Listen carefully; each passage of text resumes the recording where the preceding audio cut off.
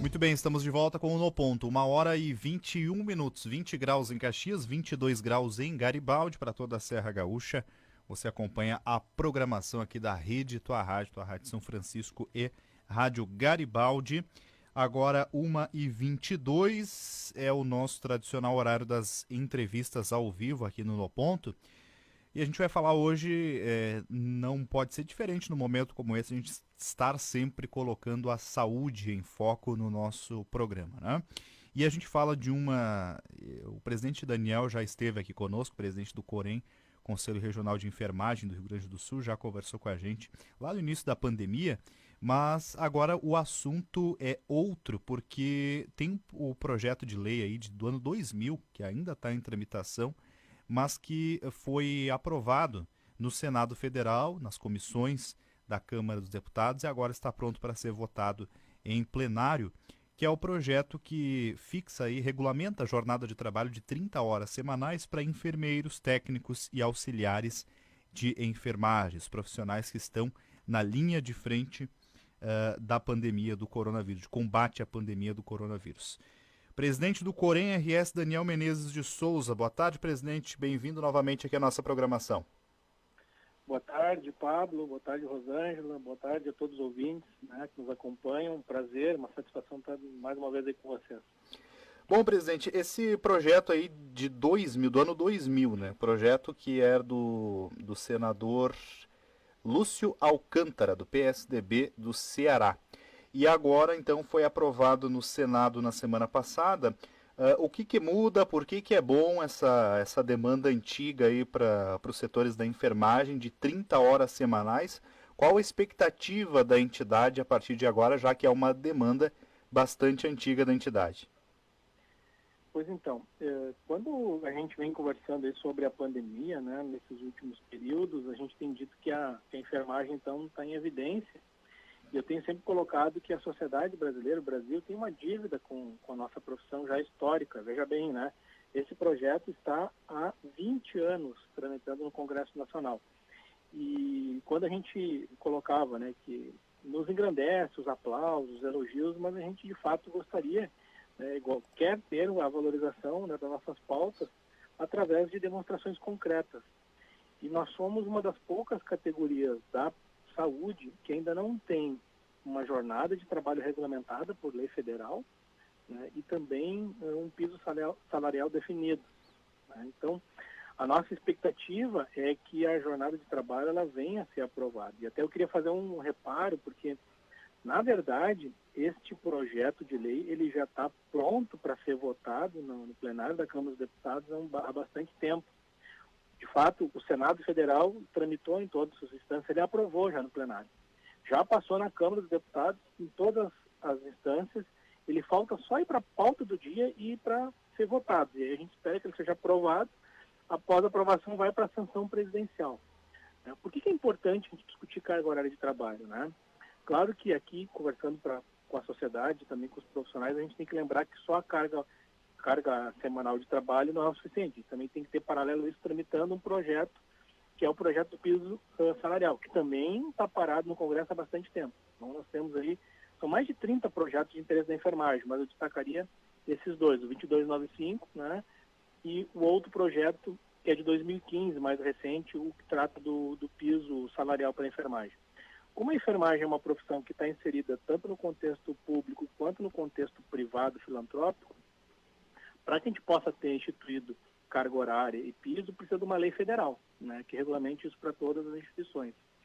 E a jornada de trabalho de 30 horas, ela não é uma reivindicação da enfermagem, na verdade ela é uma reivindicação da saúde, e ela é baseada numa orientação da Organização Internacional do Trabalho, que diz respeito ao seguinte: as profissões da saúde elas são muito insalubres, elas são muito desgastantes. Trago aqui novamente o exemplo da pandemia. Como está sendo possível a gente dar visibilidade para esse trabalho insalubre, né?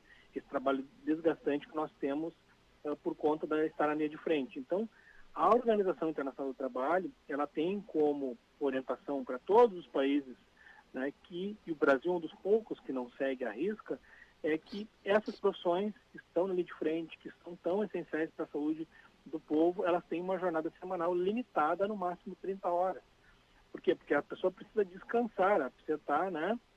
Daniel, eu queria entrar justamente. Né? Então, Daniel, eu queria entrar justamente nessa seara para a gente poder entender melhor. Hoje, o enfermeiro, o técnico de enfermagem, ele tem uma carga horária mínima e máxima. Como vocês estão trabalhando hoje em relação ao tempo de serviço de cada profissional? Hoje a gente tem o limite hoje da carga horária semanal para um mesmo vínculo de trabalho chega a ser o máximo permitido pela CLT, que é 44 horas semanais. Certo. Né? Só que a gente tem evidenciado, nós temos uma pesquisa científica que foi feita no ano de 2013 a 2015, junto com a Fundação Oswaldo Cruz, né, a Fiocruz, onde a gente fez um panorama, né, do perfil da enfermagem brasileira. E lá a gente consegue analisar que tem um contexto grande de profissionais, aqui eu vou puxar para o Rio Grande do Sul, os dados do Rio Grande do Sul, né, mais de 20% de profissionais da enfermagem trabalham mais de 60 horas por semana. Como isso? Porque eles precisam ter mais de um vínculo de trabalho. Então, quando eu coloco que não só a carga horária resolveria o problema, mas também o piso salarial, né? Então, não basta também só ter a jornada menor. Aquele valor que ele recebe pelo seu trabalho tem que ser um valor suficiente para lhe dar condições dignas, né, de sobrevivência para si e para sua família. Então, a realidade é hoje que a maioria dos profissionais da enfermagem, e eu falo do Brasil, mas do Rio Grande do Sul não é diferente, tem mais de um vínculo de emprego, né? Então, por conta da baixa remuneração. Né? Então, Era exatamente... isso gera um desgaste físico e um desgaste emocional. Eu até queria trazer para vocês um dado, assim, para colaborar na informação, de que na última década, né, se a gente for analisar os afastamentos, né, do INSS e dos profissionais da enfermagem, não é mais as doenças relacionadas ao músculo e osso, né, as osteomusculares. São as doenças relacionadas ao CID, relacionadas à depressão, à saúde mental. São profissionais se afastando por adoecimento psíquico também. Era exatamente isso que o senhor comenta agora, presidente, que nós ainda falávamos lá no início, quando a gente anunciou a entrevista, de que exatamente aqui na cidade, pelo menos, a gente tem essa noção de que muitos enfermeiros, não tanto, mas técnicos de enfermagem, muitos trabalham em 2 empregos, né? Isso. Quase não tem folga, né? Quase é o trabalho de 12 horas diárias, né? Exato, e a gente tem que considerar que a categoria dos técnicos auxiliares, ela representa em torno de 80% do número de profissionais de enfermagem que nós temos aqui no Rio Grande do Sul.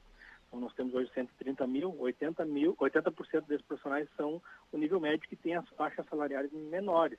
Uhum. Nós temos identificado em regiões aqui do interior do Rio Grande do Sul, né, profissionais de enfermagem recebendo pouco mais de salário mínimo, né, ganhando ali o salário mínimo regional, né, que é um valor bastante baixo, né?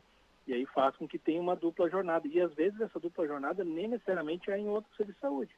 Às vezes a pessoa trabalha em outra área também para complementar o seu sustento, né? Então isso é uma preocupação muito grande que a gente vem alertando nos últimos anos, né? E tem um outro detalhe importantíssimo que a gente precisa considerar: a profissão da enfermagem. Isso está evidenciado na nossa pesquisa, né? Essa que eu falava da Fiocruz, ela é majoritariamente feminina. Então hoje no Rio Grande do Sul, desses 130 mil profissionais, 85% são mulheres, né? Muitas delas chefes de família, que além do seu trabalho no serviço de saúde, na atenção básica, no posto, no hospital, ainda tem que dar conta da sua família. Então, uma categoria feminina que tem essa extenuante jornada de trabalho por esses motivos, por não ter uma carga horária regulamentada e também por não ter uma remuneração razoável dentre aquelas que a gente julga, né, a mínima necessária para manter a sobrevivência e bem-estar da sua família.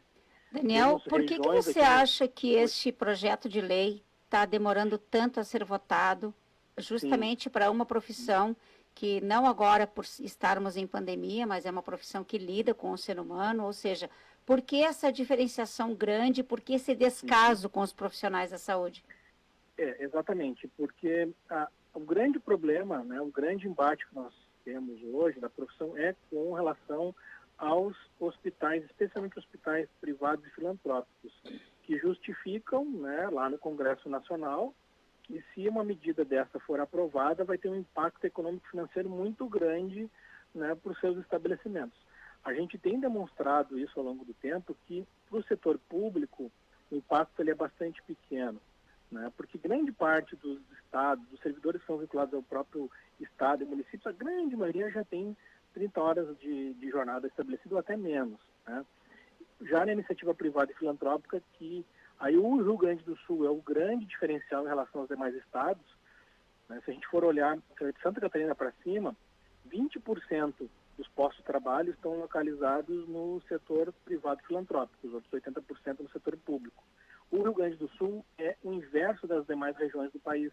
Aqui no Rio Grande do Sul, os postos de trabalho, se a gente somar a esfera municipal, estadual e federal, e mesmo as terceirizações, através de fundações, não chega a 20% dos postos de trabalho no serviço público.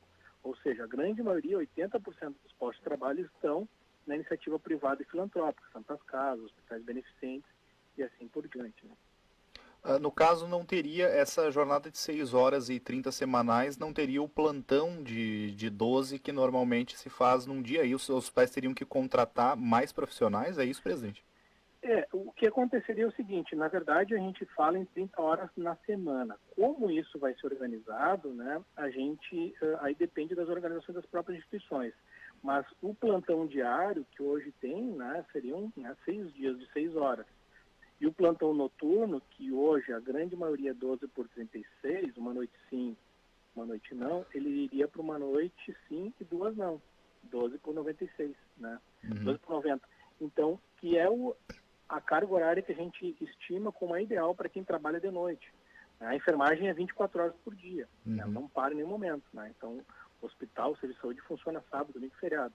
Então, seriam plantões dessa forma, aí teriam plantões noturnos mais espaçados, porque hoje o colega que trabalha na grande maioria das instituições, ele trabalha numa noite, folga na outra, na próxima ele trabalha de novo, né? E assim por diante. Então, é um tempo muito curto de descanso, né, entre uma jornada e outra. E quem faz o 12 por 36 no dia, também teria, né, esse intervalo maior.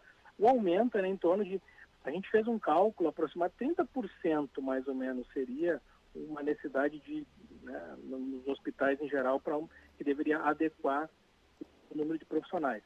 Obviamente que essa carga horária, ele faria com que teríamos aí depois, por exemplo, de noite, não teria plantão, não teria folga noturna, ou seja, o hospital não precisaria de profissionais para cobrir a folga, tem pessoas que trabalham plantão no final de semana. Então, o cálculo ele não é muito estimado nesse momento, mas o impacto, de fato, ele não é muito grande, não. Agora, com certeza, teria que ter um certo aumento no número de profissionais. E esse aumento, ele geraria, inclusive, talvez até economia, a gente tem dito, porque um profissional que trabalha sobrecarregado, que trabalha, né, extenuado, ele está propenso, inclusive, a cometer mais falhas, né? Sem falhas dúvida. dessas que podem influenciar, por exemplo, né, numa infecção hospitalar. Uma Sim. pessoa vai fazer um procedimento, né, no hospital, ele quer fazer o seu procedimento e receber a alta em breve. Então, se os processos de trabalho não são adequados, ele pode, daqui a pouco, adquirir uma infecção hospitalar, que gera todo um transtorno para a pessoa e um custo bastante alto para a instituição. Então, são diversos aspectos no âmbito da gestão que a gente poderia fazer a compensação, né, dessa alteração de jornada. Então, não é simplesmente dizer, vai aumentar o custo. Não, tem custos indiretos que poderiam ser reduzidos nos hospitais. E Daniel, para a gente concluir aqui o nosso bate-papo, a tua expectativa é que este ano eles consigam votar esse projeto de lei e que se torne finalmente lei no Brasil? Essa é a nossa expectativa. E aí a gente precisa contar com o apoio da sociedade, porque, né, todos nós temos, né, na nossa região onde moramos, temos representantes lá no Congresso Nacional, e a gente precisa sensibilizar esses deputados federais para que, colocando esse projeto em pauta, a gente consiga a maioria de votos. Então, é nesse sentido. E aí, cada um de nós tem o seu papel. Não só a enfermagem, mas como proteger a enfermagem e proteger a saúde do Brasil, um slogan que é utilizado, a gente convida a sociedade para ampliar esse agradecimento que tem feito, das palmas, dos elogios, nos ajudar, né, a dialogar com seus deputados federais, que representam suas regiões, para que a gente possa angariar esse voto. Desse e de outros projetos que a gente tem colocado, como o piso, como o descanso digno, são inúmeros outros, né? Presidente do Conselho Regional de Enfermagem do Rio Grande do Sul, COREN-RS, Daniel Menezes de Souza, conversando aqui conosco na programação da Rede Tua Rádio. Muito obrigado pela entrevista, presidente. Boa sequência do trabalho. Esperamos, então, que, se é para o bem dos profissionais, que seja aprovado tão logo. Isso aí. Muito obrigado pela oportunidade. Uma boa tarde e um bom trabalho a todos. Obrigada, boa tarde.